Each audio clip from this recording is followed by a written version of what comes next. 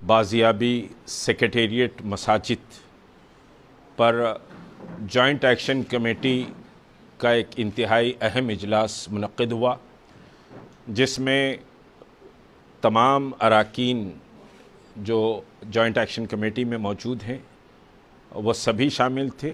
جماعتوں میں M P جے جماعت اسلامی کے صدر جناب عبدالعزیز صاحب، جمعیت العلماء کے صدر ڈاکٹر آصف عمری صاحب،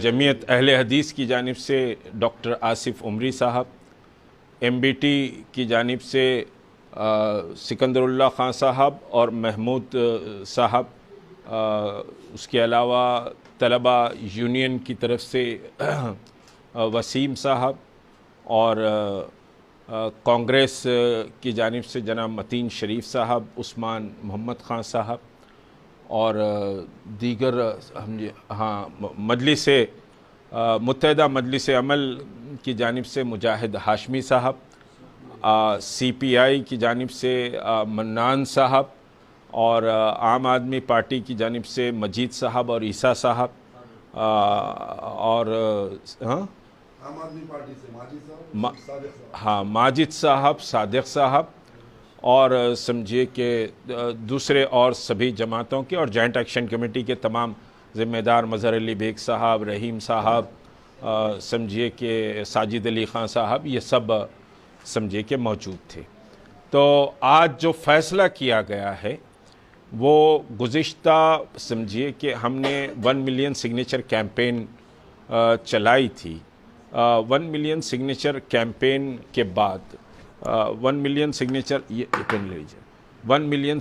کیمپین کے بعد سمجھیے کہ اس کا بہرحال ایک پریشر گورنمنٹ آف تلنگانہ پر اور یہاں کی جو سیاسی قیادت ہے اس پر سمجھیے کہ پڑا تھا، اور ایک وفد جس کا نام پرسنل لا بورڈ کا وفد دیا گیا تھا، جبکہ اس میں تمام اراکین مسلم پرسنل لا بورڈ کے نہیں تھے، متحدہ مجلس عمل، مجلس اتحاد المسلمین اور پرسنل لا بورڈ، یعنی تعمیر ملت، جماعت اسلامی اور پھر سمجھیے کہ متحدہ مجلس عمل کے لوگ موجود تھے۔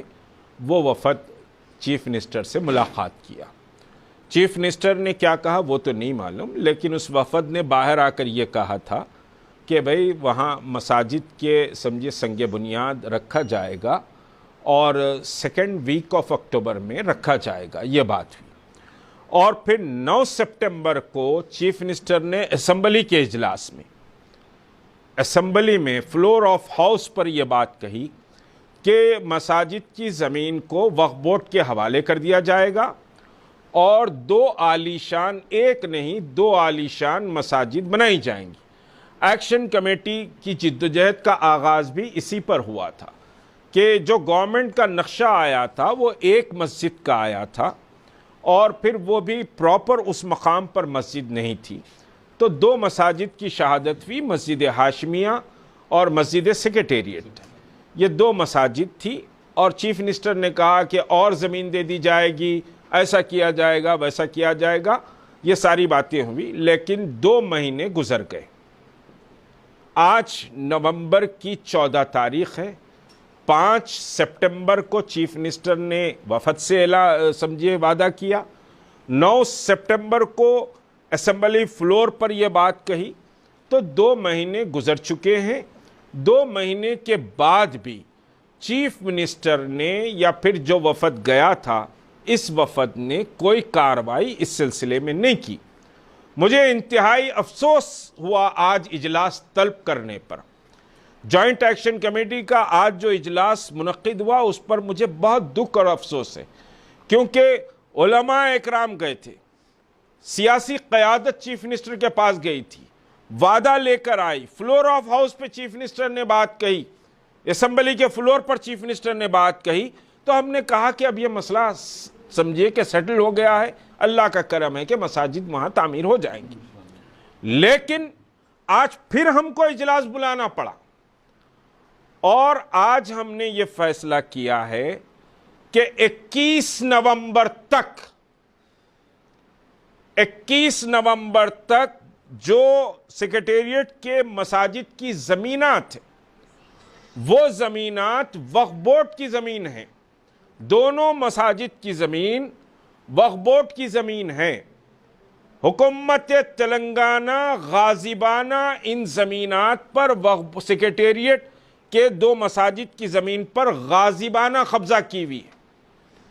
ان مساجد کو وقف بورڈ کے حوالے کر دیا جائے اور وقف بورڈ فوری اثر کے ساتھ وہاں نماز شروع کرے، امیڈیٹ وہاں نماز شروع کرے۔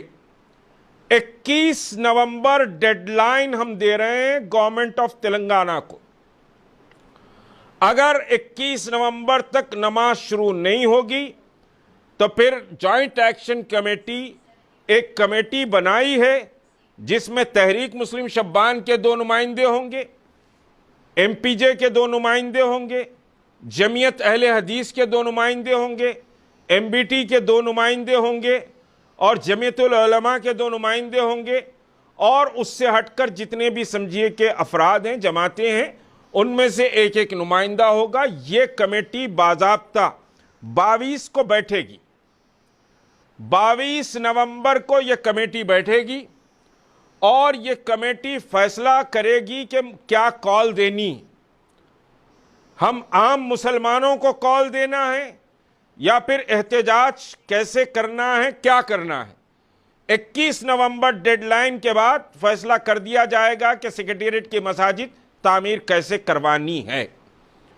تو یہ سمجھیے کہ آج فیصلہ کیا گیا ہے، اور تمام ائمہ مساجد، خطیب حضرات، مساجد کمیٹیوں کے تمام ذمہ دار جو تلنگانہ کی مساجد ہیں، مساجد کمیٹیوں کے تمام ذمہ دار، تمام سمجھیے مدارس دینیہ کے علماء، ایڈوکیٹ فورمز، تاجرین اور علماء و مشائخین، یہ سب سے جوائنٹ ایکشن کمیٹی مؤدبانہ درخواست کرتی ہے کہ وہ 21 نومبر کی جو ڈیڈ لائن ہے، اس ایک ہفتے میں اپنے طور پر اپنے حلقے اثر میں سیکریٹریٹ مساجد کی دوبارہ اسی مقام پر تعمیر اور نماز کے تعلق سے شعور بیداری کا کام کریں۔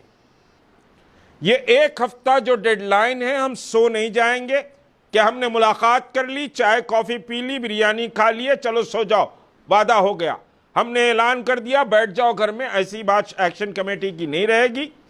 ایک ہفتہ ایکشن کمیٹی مسلسل مصروف رہے گی شعور کی بیداری کے لیے، اور پھر جو کمیٹی علیحدہ بنائی جا رہی ہے، وہ کمیٹی 22 کو جو فیصلہ کرے گی، وہ عوام کے سامنے وہ فیصلہ سمجھیے کہ لایا جائے گا کہ کیا لاہ عمل طے کیا جاتا ہے۔ لیکن ڈیڈ لائن 21 تاریخ، میں بار بار کہہ رہا ہوں، مسلمانان تلنگانہ 21 تاریخ کو یاد رکھ لے۔